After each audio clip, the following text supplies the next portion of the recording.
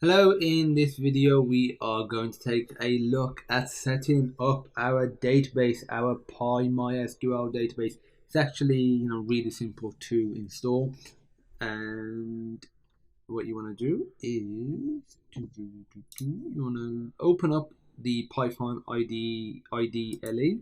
I'm doing it in a local environment so I can actually install Python MySQL.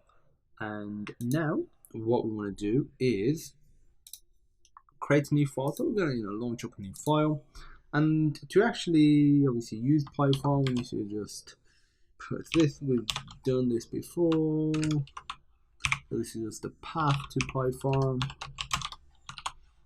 So save down, let's save it to my desktop, call it file.py,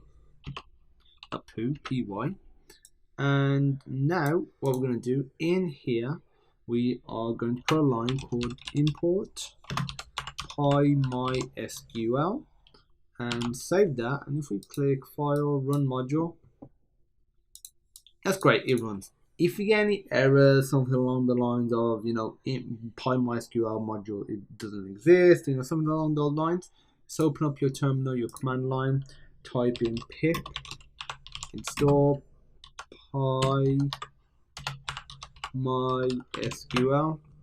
and I've already got installed, so it says requirement already satisfied, otherwise it will install it. So that's it for actually installing PyMySQL.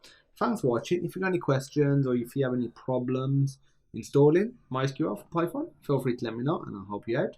And as usual, thank you for watching, and I'll see you in the next video.